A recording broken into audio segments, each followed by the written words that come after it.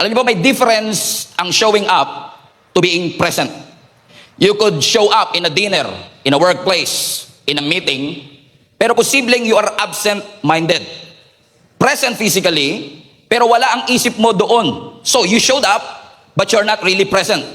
Present ka sa Zoom meeting, pero naka-off yung camera, kasi nagluluto ka sa kusina, o kaya nagja-jogging sa treadmill, o kaya naman naglalaba ka. Present sa Zoom, pero hindi talaga present. You showed up, but you are not really present because you don't have your full attention to it. So kung mapapansin po ninyo, showing up is usually physical, but presence is all about value. Presence carries weight. Mapa friendship, marriage, small group, lumalalim ang ating relationship. Hindi dahil madalas tayong magkita. Lumalalim ang relationship natin kasi mas lumalalim yung connection natin from within. Yung 5 minutong nag-usap tayo, pero nasa akin ang full attention mo, mas mahalaga pa kaysa 2 hours tayong nag-usap, pero distracted ka at half-hearted, if you know what I mean. Why? Because you show up, because you're available, but presence is an investment. Meaning when you showed up, when you are present, it communicates value. Kaya maaalala po ninyo, no, kapag may mga pagkakataon na birthday nyo for example, anniversary nyo for example, may mga taong dadalaw sa inyo kapag kayo ay naghanda.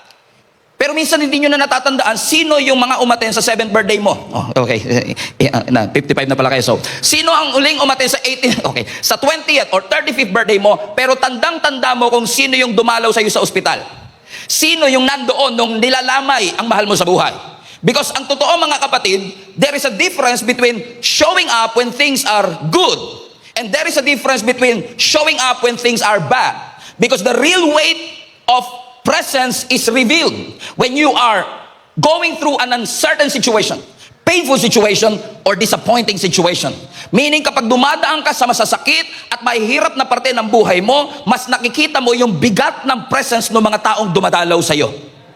Ibig sabihin, maganda na dalawin mo ako kapag masaya ako, kapag inspired ako, kapag motivated ako, pero mas matatandaan ko yung presence mo when things are not looking good in my life. This is the context of Ezekiel, not just Ezekiel 48, but the entirety of the book. In fact, marami pong leaders and preachers hindi masyadong pinag-uusapan ng Ezekiel because pag binasa mo kasi ang Ezekiel, parang medyo depressing siya. Because ang Ezekiel po ay pinag-uusapan rito kung paano naging exile ang nation of Israel, na oppress ang nation of Israel again ng superpower kingdom nung unang panahon na ang pangalan ay Babylon. Everybody say Babylon. Na makikita po ninyo sa text natin mga kapatid, na netong Ezekiel 48, makikita ho natin na si Prophet Ezekiel is actually nagmi-minister sa buong bansa regarding their oppression, regarding their defeat dito sa kingdom ng Babylon. Sinasabi ni Prophet Ezekiel, ang ating syudad wasak, ang ating mga templo durog, ang ating mga bridges, nako, hindi mo na mapapakinabangan. At ang mga tao, they felt abandoned, they felt displaced. Pakiramdam ng mga tao, homeless kami, wala kaming sariling identity. Ang Israel leadership, hindi mo makita, parang wala kaming structure. Or in essence, the whole nation of Israel is actually in a place of no stability. Now think about this. Wala kayong temple, wala kayong bridge, yung city nyo walang identity, ang mga tao abandoned, displaced, even homeless. And to make matters worse, in Ezekiel chapter 10, the Bible says, the glory of the Lord departed from them. No, you don't understand it. Sira ang kanilang temple, wasak ang kanilang mga bridges, ang mga tao walang sariling tahanan. Ang sama na nga ng sitwasyon, sa Ezekiel 10 pa, lalo pang sumama, kasi yung presensya ng Diyos na inaasahan nilang nandun para sa kanila, ang sabi ni Ezekiel 10, the glory of the Lord departed from them. Parang ang hirap ng ganun sitwasyon, ano? Kasi sa mga panahong kailangan mo ng tulong, durog ka, hirap ka, nasa challenges ka, you want the very presence of God to be there with you as an assurance na hindi ka talaga iniwan at pinabayaan ng ating Panginoon. Ibig sabihin, yung pagiging exile ng nation of Israel, kasi nasa Babylon sila, technically malayo sila sa kanilang sariling bansa. So kung titignan nyo yung kanilang exile, medyo geographical. Kasi malayo sila sa kanilang sariling syudad. Pero makikita po natin sa Ezekiel 10 na yung kanilang pagiging exile ay hindi lang geographical, kundi ang kanilang pagiging exile is actually spiritual din. Because nagkaroon sila ng distance sa ating Panginoon. Are you following me so far? So ulitin natin, their temples are destroyed, their bridges are destroyed, the people are homeless, displaced, walang sariling leadership, structure at identity ang buong bansa. The glory of the Lord departed from them. But thanks be to God. Hallelujah. Ang sabi ng scripture sa Ezekiel 40 to 48, our text for today, sa Ezekiel 40 to 48, nagbigay ang Panginoon kay Ezekiel ng napakagandang prophecy. Are you ready mga kapatid? Now ulitin natin, the bridges are destroyed, the cities are destroyed, walang identity ang buong bansa, and then on Ezekiel chapter 40, nag-shift ang lahat ng bagay. Because the Bible says, pagdating ng Ezekiel chapter 40, nagbigay ng prophecy ang ating Panginoon that the city will experience restoration. Come on now, somebody. Amen. Everybody say restoration. Ibig sabihin yung buong bansa na wasak, hirap, durog, magkakaroon ng restoration, ang kanilang temple itatayong muli, at ang kanilang syudad ay bibigyan ng bagong pangalan. At ano yung pangalan na yun? Verse 35, and the name of the city from that time on will be, come on, everybody shout this with me, Yahweh Shammah, the Lord is there. Now, kapag durog ang inyong syudad, sira ang inyong mga temple, wasak ang inyong identity, parang mas maganda dito sa part na i-restore ko ang mga ginto ninyo. Parang ganda rin nun no? I-restore ko yung power ninyo. I-restore ko yung great walls ninyo. But this is interesting. Kasi nung sinabi ni Prophet Ezekiel na magkakaroon ng restoration, hindi niya sinabing dahil restored na kayo in the future, ang magiging pangalan ng syudad, prosperous city, strong city, big city. Ano ang sabi ng scripture? The name of the city will be Yahweh Shammah. The Lord is there. Hallelujah. Ibig sabihin, the identity of their city is not based on their size. The identity of their city is not based on their capacity or their location or their success. The identity of this brand new city is based on the presence of our God. Meaning kahit may success, kahit na malaki, kahit na parang tagumpay, kahit na parang undisputed, without the presence of God, baliwala ang lahat. That's why I believe our church is a powerful church. Not because of the music, not because of the haze machine, not because of the lights or the sound system. What makes our church powerful is in fact the presence of the Lord is in this place. That is the very reason why we are here in the first place. Hindi tayo narito para sambahin ang ibang pangalan, pangalan ni Pastor Stephen, pangalan ng Jesus Live Community. No, we are here because we know and we felt the presence of the Lord is here. That every time nasa bahay ka, naliligo ka pa lang, sasabihin mo, saan ka pupunta? Pupunta akong church. Bakit? I feel the presence of the Lord there because I know the Lord is there. Everybody say, Yahweh Shammah. It was the presence of the Lord. And notice mga kapatid, for the past 4 weeks, ngayon ang conclusion natin, for the past 4 weeks, pansin natin na every time bibitawan ng Diyos ang kanyang pangalan, hindi niya binibitawan ang pangalan niya sa mga magagandang sitwasyon. Hindi niya sinabi yung Yahweh Shalom nung payapa, nung prospero sila. Sinabi niya ang Yahweh Shalom nung hirap sila. So kung mapapansin nyo, every time babanggitin ng Lord ang kanyang pangalan, binabanggit niya yan sa panahon ng krisis. Kasi madaling sabihin, the Lord is there. The presence of God is there. When things are going great in your life. Come on up. Sorry po. Okay, when things are going great in your life, I mean, na-promote ako. Nasa iyo ang presensya ng Panginoon. Meron akong bagong blessing, nasa iyo ang presensya ng Panginoon. Pero ibig ba sabihin, kapag walang blessing, walang ginto, ibig ba sabihin, wala na ang presensya ng Panginoon? Makikita ninyo that Yahweh Shammah appears hindi lang sa mga magagandang sitwasyon, kundi maging sa mga hindi magagandang sitwasyon. Doon natin mapapatunayan na yung presensya ng Panginoon, kahit mahirap, kahit na ikaw ay nag-i-struggle, nandyan ang presensya ng ating Panginoon. Everybody say, the Lord is there. Ibig sabihin, yung restoration na pinag-uusapan dito, hindi lang infrastructure restoration, which are good. Itayo mo ang temple, itayo mo ang bridge, itayo mo ang city. Infrastructure restoration is already a great blessing.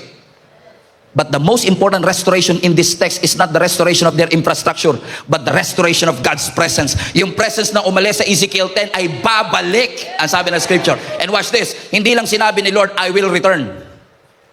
I shall return. Hindi siya si MacArthur. Hindi niya sinabing, I shall return. Ang sabi niya, the Lord is there. Kasi kung titignan mo yung Hebrew word ng Shammah, which is there, hindi lang siya babalik, kundi mananatili. Iba kasi yung umalis ako, babalik ako, aalis ako uli. Pero ito iba. Nung umalis ang Panginoon ng Ezekiel 10, nangako siya sa Ezekiel 40 to 48, babalik ako. Pero hindi lang ako babalik, mananatili ako. At don't know who is this for, pero naniniwala ko marami sa atin na nangangailangan ng assurance na ito. Na sa mga panahong tayo nalulungkot, tayo ay dumadaan sa mga challenges, yung pangako ng Diyos na babalik siya, mananahan siya sa ating buhay, is indeed a good news for each and every one of us. That the God that I serve is with me. Yes, ang bansa kailangan ng restoration. Yes, ang bansa kailangan ng deliverance. But more than anything else, ang pinakamagandang assurance na natanggap nila, hindi ko kayo iniwan. Hindi ko kayo pinabayaan. Because Yahweh Shammah is there. Meaning the Lord will dwell. Meaning the Lord will settle. Hindi lang siya bumibisita, hindi lang siya dumadaan, He will remain. So when things are tough and when things are hard, God wants you to be reminded today, God is with you. And He will remain in your life. Amen? Kaya kung titignan nyo ang Isaiah 43, bring it up please. Isaiah 43 verse 1. Ang sabi na scripture, but now, O Jacob, but now Jesus is alive, Kamanaba. Listen to the Lord, who created you, O Israel. The one who formed you says, ano sabi? Don't be afraid. Tignan nyo nga yan, sabi mo sa katabi mo, don't be afraid. Now, balik natin yung verse 1 again. Ang sabi na scripture, but now, listen to the Lord who created you. Meaning, ako na lumikha sa inyo, ang nagsasabi sa inyo nito. Hindi lang to basta sinabi ng kapitbahay mo. Hindi lang to basta sinabi ng presidente ng bansa. Ang sabi ng scripture, makinig kayo sa sinasabi ng lumikha sa inyo. Next slide. Ano sabi ng scripture? Don't be afraid, for I have ransomed you, and I have called you by name, and you are mine. Makinig kayo, kapatid. Don't be afraid. And then he goes on to verse 2. That when you go through deep waters, shout out sa lahat ng hindi marunong lumangoy.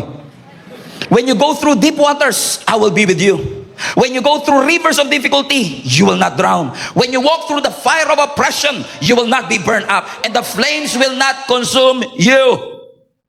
Now notice, hindi po sinabi ng Bible, when you go to deep waters, I will be with you. When you go to the rivers of difficulty, ano sabi ng scripture? When you go through.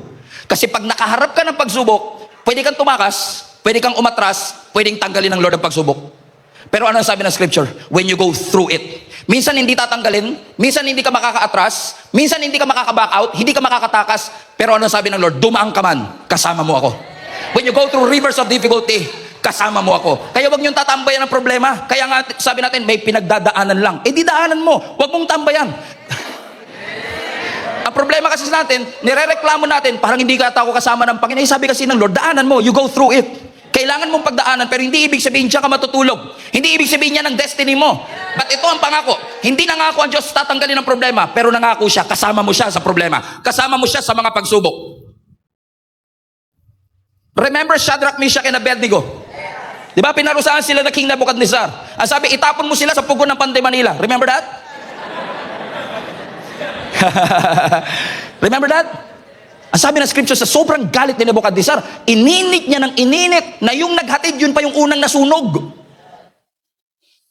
At nung nandun na sa pugon, yung tatlo, Shadrach, Meshach, Abednego, nung sumilip si Nebuchadnezzar, sabi niya, liga rito, di ba tatlo lang yung tinapon? Ba't parang apat yun? At parang yung isa, parang anak ng Diyos. Which I believe hindi yun parang anak ng Diyos. I believe that is the pre-incarnate appearance of our Lord Jesus Christ. He was there. Hindi, may kakayanan ba ang Panginoon na nung binuksan yung pugon, biglang hindi gumana? Boss, hindi nag-function. Pwede, kasi makapangyarihan siya eh.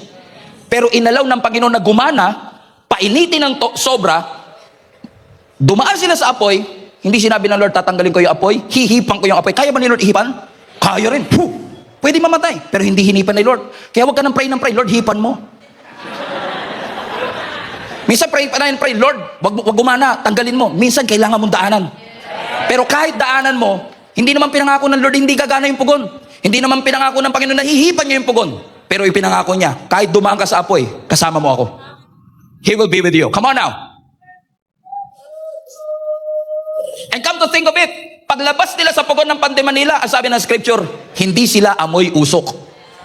May kilala ba kayong ganyan? Dumating sa matinding problema, pag tinignan mo, talaga, dumaan ka sa ganung pagsubok, hindi mo halata. Kasi kung isipin mo, sa tindi ng pinagdaanan mo, dapat pangit ka na eh. Pero sa tindi na pinagdaanan mo, ang ganda mo pa rin. Blooming ka. Walang amoy usok. Hindi ka amoy usok. Anong ibig ko sabihin, mga kapatid? Minsan hayaan ng Lord na dumaan ka, pero hindi papayagan ng Lord na mangangamoy usok ka. Bakit? He will be, come on, everybody say, God will be with us. He will be with us. Makakaramdam ka pa rin ng pressure, pero hindi ka na nagpapanik. Umiiyak ka pa rin, pero hindi ka na nagko-collapse. Dumaraan ka pa rin sa pagsubok, pero you're not losing your identity. Kasi hindi pinangako ng Lord, tatanggalin niya, pero nangako ang Panginoon, He will be with us. He will be with us. He will be with us. Amen. Psalms 46 verse 1, God is my refuge. Come on. Pupurgahin tayo ng Panginoon sa mga encouraging word today. Psalms 46 verse 1, God is our refuge and our strength. Read the verse. The very absent help.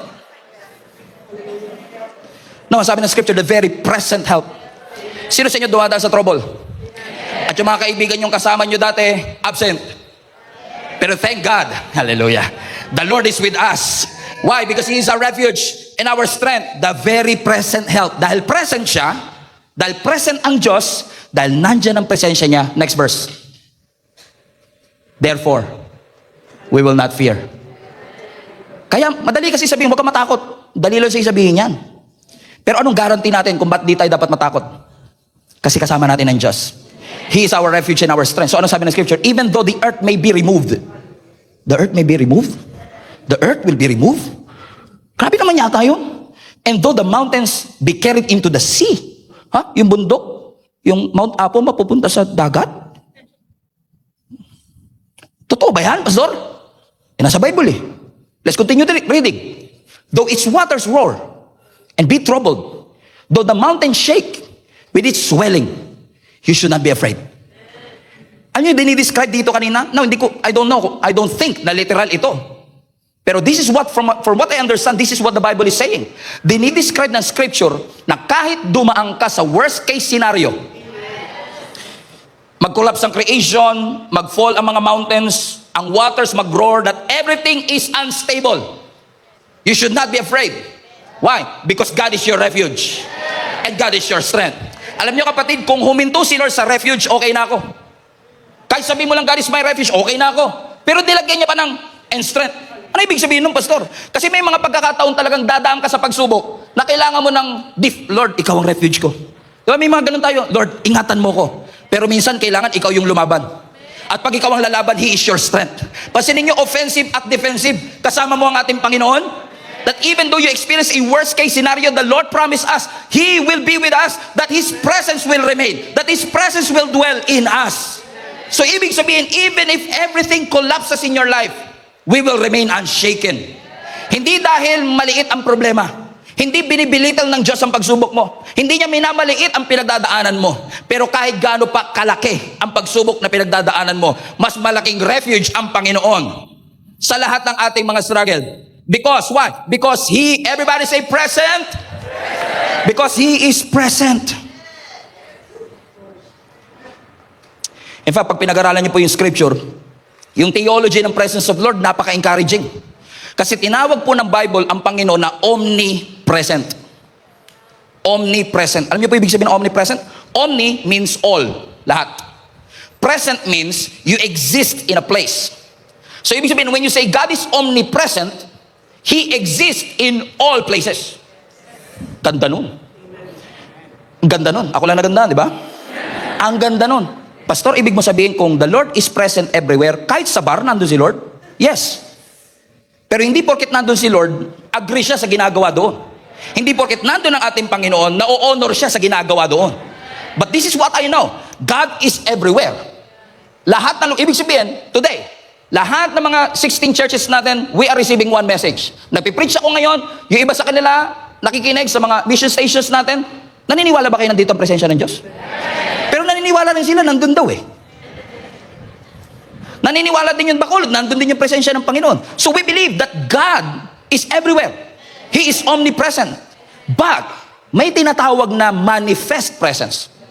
Na yes, nandito ang presensya ng Panginoon, pero the moment you step in, naman yung kanina habang nag-worship kayo, alam mo nandito ang presensya ng Diyos, pero naramdaman mo yung manifest presence. Alam niyo ibig sabihin ng manifest? Parang ang lapit-lapit ng Diyos. Parang ramdam na ramdam mo siya. Parang hindi to normal na Sunday for you. I mean, you're always here every Sunday, but there's something about what happened earlier na nasabi mong, ramdam ko ang Panginoon.